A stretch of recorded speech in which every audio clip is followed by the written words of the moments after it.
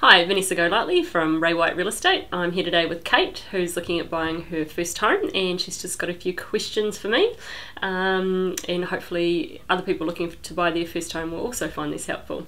So Kate, we'll start from the start. Kate has already gone through the process of sorting out her finance, which would be my number one tip or number one starting place. If you're going to look to buy a house, the first thing you need to do is figure out how much you can afford. So Kate, do you want to maybe run through what you need to do to get pre-approved finance? Sure. So I basically just went to my bank. I told them how much I had for a deposit and figured out how much I could pay based on what I pay now in rent, and then figured out kind of what I could afford to pay if I had flatmates in, or if I wanted to live on my own, if that was going to be feasible or not. And it was actually pretty painless. Oh, good. Yeah. So was there any specific documentation that they requested, like pay slips and things like that? Probably? Yeah, so I had to provide my last 2 years worth of pay slips. I also had to tell them where I was getting my deposit from, how much of it was savings, if I wanted to use my KiwiSaver or not. And then they gave me a figure of how much I would be pre-approved for. Okay, great, fantastic. And from here they've advised you to find something to purchase subject to finance, obviously? Yes. Yeah. And it's for 6 months that I'm able to use it, and then it will be re-looked at if I don't find anything in those 6 months. Okay, fantastic, great. So yeah, number one thing to do obviously is figure out how much you can afford. There's no point in going out and starting to look at properties until you know exactly what it is that you are looking to spend. So the rolling on from there, so you've organised your finance. What did you start doing from there?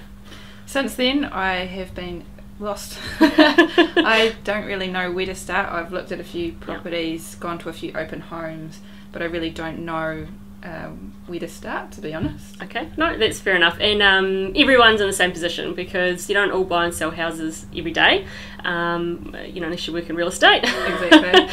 So no, I'm pleased that you've asked me for a bit of help and advice, and again, hopefully some of the clips in this series will be able to help the rest of you out as well. So from finance, my best recommendation would be to get out there and actually get stuck in, get through some open homes. For a start you will feel a little lost and you'll think these ones don't have a price, and we'll talk about that in another clip as well. How do you figure out what something's worth?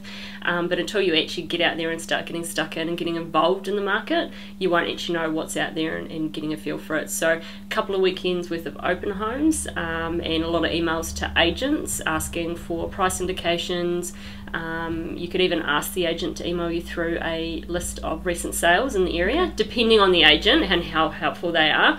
They may or may not provide you with this, but it's certainly something that I can do for purchasers as well, is send them through an idea of what else is sold in the street and area too, and then you can start to build a bit of an idea of what's out there and what you may or may not be able to afford. So yeah, first piece of advice, just get out there, get stuck in. Also, as you are looking at properties, even if it's not for you, keep a record or wee diary book of the ones you've been through, and then a couple of weeks after you've gone through them, email the agent and ask if it's sold on deadline or sold at the auction, and if it's sold, what it's sold for, and then write a wee note so you can start figuring out a wee journal. I mean, you don't have anything else to do with your weekends, obviously.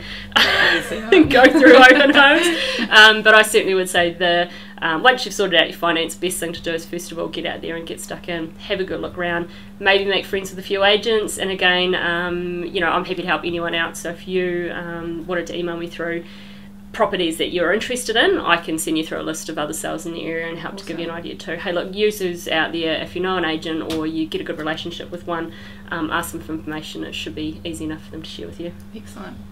Cool, thank you. That was going to be one of my questions, whether I should find a particular agent and use them, or spend my time on my own researching. Yeah, well, some companies do have buyers agents, or buyers consultants as they're technically called now, who will only work with buyers. That can be helpful, but just be aware some agencies don't work in. So any discount agents won't work in. So even if I was helping you and we found a really great property through a 1%er, they will not work in with other agents. So I can still help you because I've got a good relationship with you and I'm happy to help out, but there wouldn't be any financial benefit to me as an agent, which is fine. Not all agents may have the same view, but yeah, I'm happy to help out either ways. But if you're working with a buyer's agent, it still helps to do a little bit of research yourself because they won't show you all of the properties that are on the market. So